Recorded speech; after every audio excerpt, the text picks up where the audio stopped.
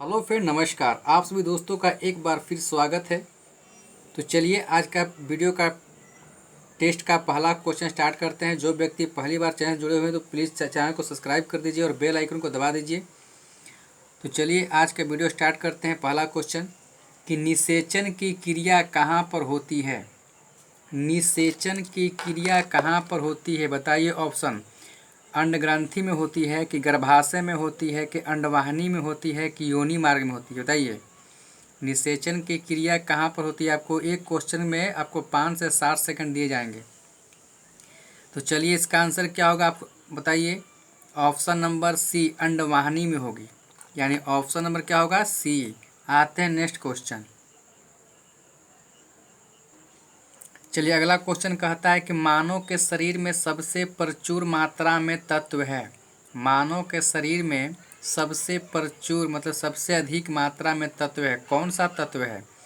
Carbon है कि calcium है कि नाइट्रोजन है कि ऑक्सीजन है। तो इसका सही जवाब क्या होगा। Option number D oxygen. अगर ऑक्सीजन ना होता तो कैल्शियम मारते, लेकिन दोनों है, कैल्शियम भी है और ऑक्सीजन भी है, तो ऑक्सीजन की मात्रा क्या होता है ज़्यादा होता है। तो ऑप्शन क्या मारेंगे ऑप्शन नंबर डी ऑक्सीजन। आते हैं अगला क्वेश्चन। चलिए अगला क्वेश्चन कहता है कि जब कोई व्यक्ति सोता है तो उसका रक्तचाप यानी ब्लड प्रेशर, जब कोई व्यक्ति सोता है तो उसका रक्तचाप क्या होता है, बढ़ता है कि घटता है कि स्थिर रहता है कि घटता बढ़ता रहता है। बताइए इसका ऑप्शन क्या होगा। ऑप्शन नंबर इसका सही ऑप्शन क्या होगा। तो इसका सही ऑप्शन होगा आपको बी घटता है। जब कोई व्यक्ति सोता है तो उसका रक्तचाप क्या होता है घटता है। ऑप्शन नंबर क्या है बी घटता है। चलिए अगला क्वेश्चन देखा जाए। मानव शरीर में यूरिया की अधिकतम मात्रा पाई जाती है। मानव शरीर में यूरिया की अधिकतम मात्रा पाई जाती है। किसमें पाई जाती है, रक्त में कि हृदय में कि मूत्र में कि पसीना में। तो मानव शरीर में जो यूरिया की अधिकतम मात्रा पाई जाती है वो बताइए कौन सा होगा सही ऑप्शन। ऑप्शन नंबर सी मूत्र में। मूत्र में मानव शरीर में यूरिया की अधिकतम मात्रा पाई जाती है। मूत्र मतलब पेशाब, यानी ऑप्शन नंबर सी। आते हैं नेक्स्ट क्वेश्चन। तो चलिए अगला क्वेश्चन आपके स्क्रीन पर आ रहा है। कपास के रेशे मिलते हैं।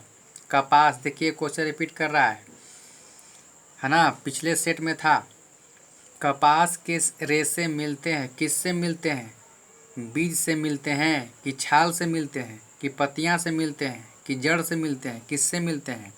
तो कपास के जो रेशे मिलते हैं वो, इसका सही ऑप्शन क्या जाएगा ऑप्शन नंबर ए बीज से मिलते हैं। ऑप्शन नंबर ए बीज से। चलिए अगला क्वेश्चन देखा जाए। कौन सा विटामिन अंडे में बिल्कुल नहीं पाया जाता है। कौन सा विटामिन अंडे में बिल्कुल नहीं पाया जाता है। बताइए विटामिन ए नहीं पाया जाता है कि विटामिन बी नहीं पाया जाता है कि विटामिन सी नहीं पाया जाता है कि विटामिन डी नहीं पाया जाता। बताइए कौन सा विटामिन अंडे में बिल्कुल नहीं पाया जाता है, एकदम से नहीं पाया जाता है। बताइए ऑप्शन नंबर कौन जाएगा। इसका सही ऑप्शन क्या होगा। इसका सही ऑप्शन सी होगा, vitamin C. Option number C vitamin C. चलिए आते हैं अगला क्वेश्चन। चलिए अगला क्वेश्चन देखा जाए। मानव मूत्र से सामान्यतः में जनरली किस विटामिन का उत्सर्जन होता है। मानव मूत्र से सामान्यतः किस विटामिन का उत्सर्जन होता है। बताइए विटामिन ए होगा कि विटामिन के होगा कि विटामिन सी होगा कि इनमें से कोई नहीं। सही जवाब कौन सा होगा। तो इसका सही जवाब कौन सा होगा vitamin C. Option number C, ठीक ना। चलिए आते हैं नेक्स्ट क्वेश्चन। चलिए अगला क्वेश्चन देखा जाए। पेप्सिन बदल देता है। पेप्सिन बदल देता है किसको किस में बदल देता है। बताइए पेप्सिन जो है कहता है कि बदल देता है किसको किस में बदलता है। बताइए ऑप्शन नंबर कौन सा होगा। ऑप्शन नंबर बी प्रोटीन को पॉलीपेप्टाइड में बदल देता है। पेप्सिन जो बदल देता है किसको किस में बदलता है, तो प्रोटीन को पॉलीपेप्टाइड में। Option number B. आते हैं नेक्स्ट क्वेश्चन।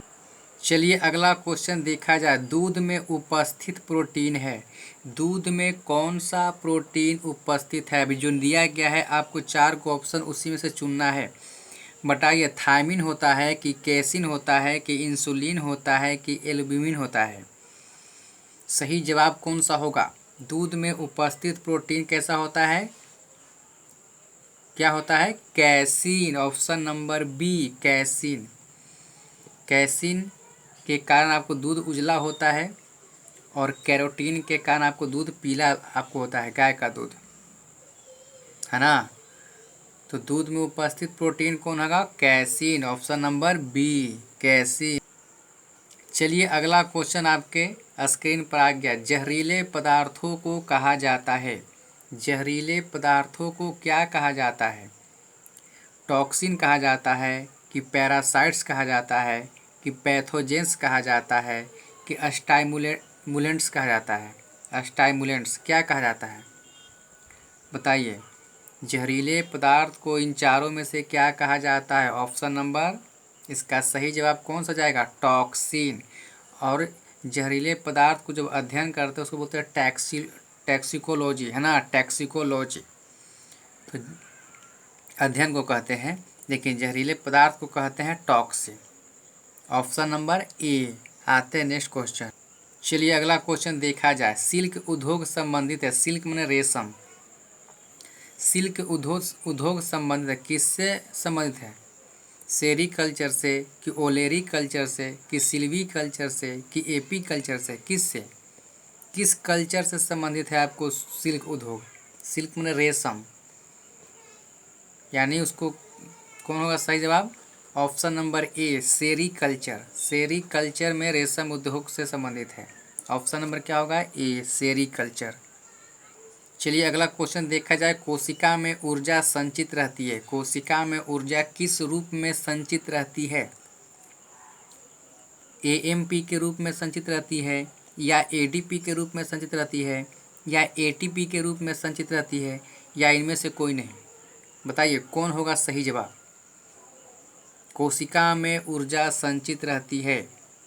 ऑप्शन नंबर क्या जाएगा? सी, एटीपी के रूप में, है ना। एटीपी के रूप में कोशिका में ऊर्जा संचित रहती है। आगे आते हैं अगला क्वेश्चन। चलिए अगला क्वेश्चन देखा जाए। भारतीय कृषि अनुसंधान संस्थान कहाँ स्थित है? भारतीय कृषि अनुसंधान संस्थान कहाँ स्थित है? बताइए ऑप्शन कौन सा होगा? नई दिल्ली में या लखनऊ में या कोयम्बटूर में या करनाल में? सही जवाब कौन सा है?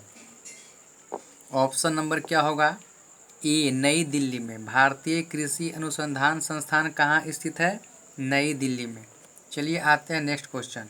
चलिए अगला क्वेश्चन कहता है कि भारत में हरित क्रांति, है ना, जो आपको 1966 में लागू हुआ था अवकाश के समय, है ना। तो कहता है कि भारत में हरित क्रांति के जन्मदाता कौन है? भारत में हरित क्रांति के जन्मदाता कौन है? बताइए, भारत में हरित क्रांति के जन्मदाता कौन है? विश्व में बताते हैं, विश्व में आपको होता है नॉर्मन बोरलॉग, है ना, नॉर्मन बोरलॉग। लेकिन भारत में हरित क्रांति के जन्मदाता कौन है? ऑप्शन नंबर क्या होगा? B, M S. Swaminathan. M S. Swaminathan जो है भारत में हरित क्रांति के जन्मदाता है। Option number B. आते हैं नेक्स्ट क्वेश्चन। चलिए अगला क्वेश्चन देखा जाए। प्राकृतिक कृषि का अन्वेषक है, प्राकृतिक कृषि का, नेचुरल, है ना, प्राकृतिक कृषि का अन्वेषक है, कौन है?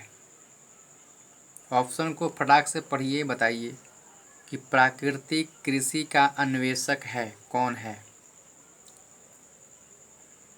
ऑप्शन नंबर इसका जाएगा B, M S. Randhawa. M S. Randhawa जो है प्राकृतिक कृषि का अन्वेषक हैं। और स्वामीनाथन क्या है? ये भारत में हरित क्रांति के हैं। और नॉर्मन बोरलॉग क्या है? वो विश्व में आपको हरित क्रांति के हैं। देखिए प्राकृतिक कृषि कौन है? M S. Randhawa. Option number B. आगे आता है नेक्स्ट क्वेश्चन। चलिए अगला क्वेश्चन देखा जाए। भारत में फसल के प्रकार को निर्धारित किया गया है।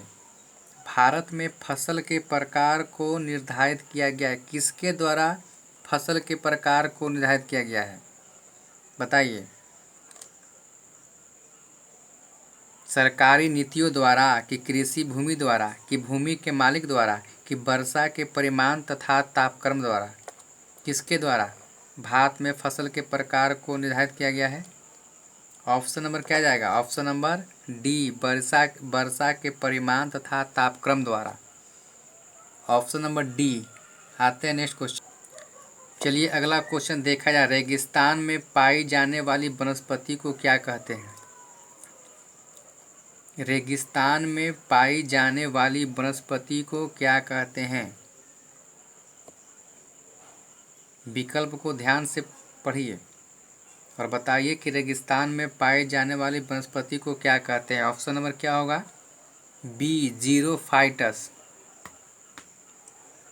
जीरोफाइटस, ऑप्शन नंबर बी। आते हैं नेक्स्ट क्वेश्चन। चलिए अगला क्वेश्चन कहता है कि भारत में फूलों की अधिकतम किस्में पाई जाती है। किस्में मतलब कि प्रकार। भारत में फूलों की अधिकतम किस्में पाई जाती है। किस्में प्रकार कहाँ पाई जाती है? सबसे अधिक प्रकार के फूल असम में पाई जाती है, कि केरल में पाई जाती है, कि उत्तरांचल में, कि सिक्किम में। उत्तरांचल कहते हैं उत्तराखंड को। तो ऑप्शन नंबर कौन जाएगा? सी, यानी उत्तरांचल में भारत में फूलों की अधिकतम किस्में यानी प्रकार पाई जाती है। Option number C, Uttaranchal. चलिए अगला क्वेश्चन देखा जाए। खरीफ का मौसम कब होता है? खरीफ का मौसम कब होता है?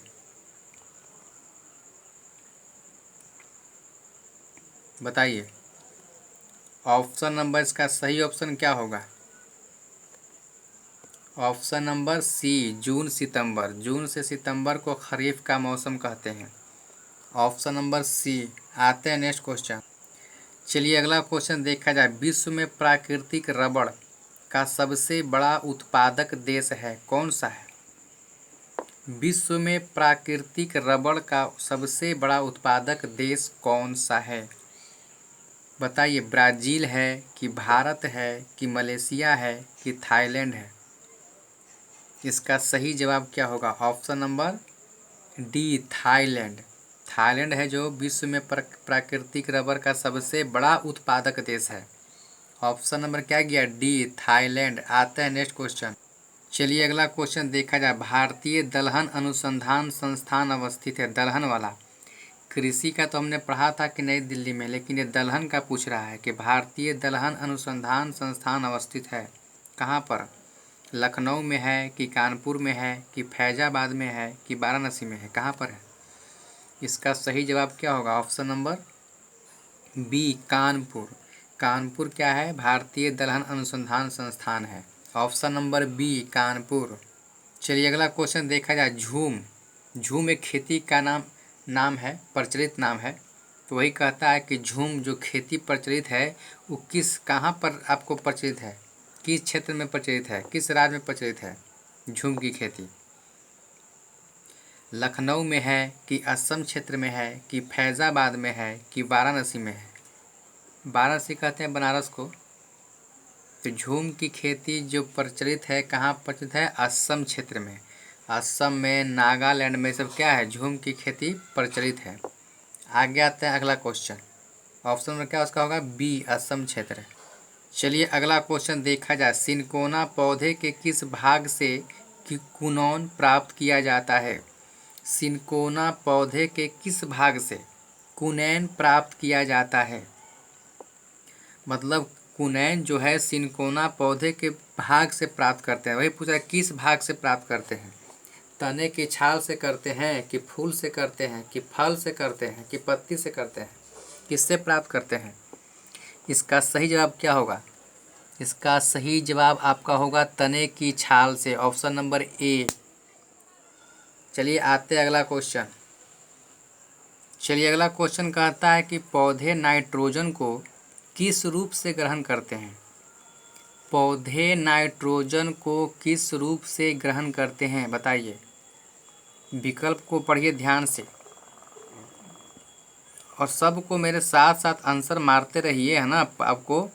और लास्ट में आकलन कीजिएगा, टेस्ट समझ के मारिएगा और लास्ट में आकलन कीजिएगा कि कितना सही मारे हैं कितना गलती मारे हैं, ताकि आपको पता चल सके कि तैयारी मेरा अच्छा है कि ख़राब है।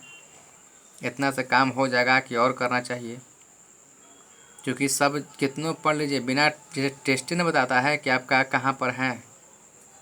टेस्ट नहीं दीजिएगा तो कैसे चलेगा पता कि आप कहाँ पर हैं। आपको डर निकल जाएगा टेस्ट मारते मारते। तो कहता है कि पौधे नाइट्रोजन को किस रूप में ग्रहण करते हैं। इतना पढ़ते रहिए सारे टेस्ट को, जो तैयारी कर चुके हैं केवल टेस्ट मारिए, चाहे मैथ का हो, चाहे जीके का हो, चाहे रीजनिंग का हो। पौधे नाइट्रोजन को किस रूप से ग्रहण करते हैं बताइए। ऑप्शन नंबर क्या आ जाएगा, सी, नाइट्रेट के रूप में ग्रहण करता है। Option number C, nitrate. चलिए अगला क्वेश्चन देखा जाए। पूर्ण पुष्प में पाया जाता है, पूर्ण जो पुष्प बन जाता है, पूरा फूल बन जाता है, तो उसमें क्या पाया जाता है बताइए, क्या पाया जाता है। ऑप्शन पढ़िए, 5 से 7 सेकंड दिए जाते हैं ऑप्शन के लिए। पूर्ण पुष्प में पाया जाता है, क्या पाया जाता है बताइए, क्या पाया जाता है। आप पढ़ते रहिए, मेरा काम बोलना है। ऑप्शन नंबर बी, सभी चारों चक्र, है ना। सभी चारों चक्र पाया, यहाँ टोटल चीज़ पाया जाता है जो दिया गया है। Option number B. आते हैं नेक्स्ट क्वेश्चन। चलिए अगला क्वेश्चन ध्यान से देखिए। फूलगोभी का खाने योग्य भाग है, फूलगोभी का कौन सा भाग खाते हैं, उसको क्या बोलते हैं। फूलगोभी का जो भाग खाते हैं उसको क्या बोलते हैं। फल बोलते हैं कि पुष्पक्रम बोलते हैं कि वृक्ष बोलते हैं कि कलिका बोलते हैं, क्या बोलते हैं। फूलगोभी का खाने योग्य जो भाग है उसको बोलते हैं पुष्पक्रम। ऑप्शन नंबर क्या होगा, बी। इसका सही जवाब बी, ऑप्शन नंबर बी। चलिए अगला क्वेश्चन देखा जाए। नारियल का फल होता है, क्या होता है नारियल का फल।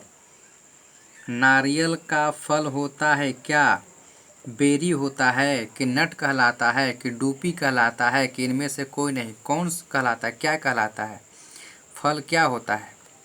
ऑप्शन नंबर सी, डूपी होता है, डूपी, ऑप्शन नंबर सी।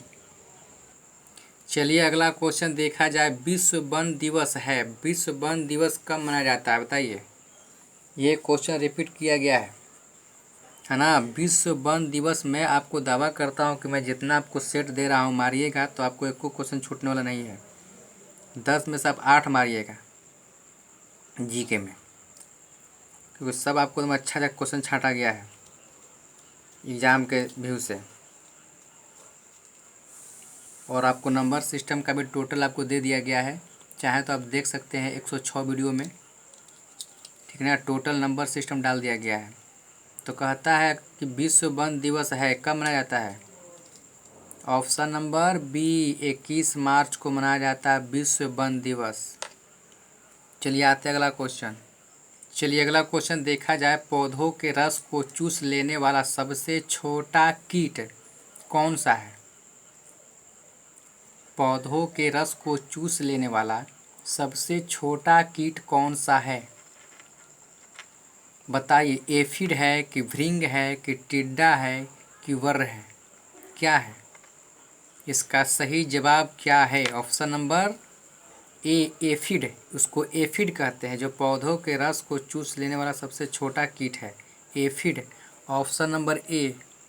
चलिए बंधु, तो इस टेस्ट के वीडियो का आखिरी क्वेश्चन है। सबसे बड़े पुष्प होते हैं, सबसे बड़ा फूल, पुष्प माने फूल, सबसे बड़ा पुष्प होते हैं किसका होता है। ध्यान से ऑप्शन को पढ़िए कि सबसे बड़ा पुष्प किसका होता है और सही जवाब दीजिए, सही जवाब कौन सा है। चलिए मैं ही बता देता हूँ कि सबसे बड़ा पुष्प कौन सा है, रेफलेशिया। रेफलेशिया क्या है, सबसे बड़ा पुष्प होता है। और सबसे छोटा पूछेगा तो बोलेंगे बोल्फिया, बोल्फिया सबसे छोटा होता है। और रेफलेशिया क्या होता है, सबसे बड़ा पुष्प होता है। तो इसका आंसर कौन जाएगा, ऑप्शन नंबर बी। चलिए वीडियो को समाप्त किया जाए।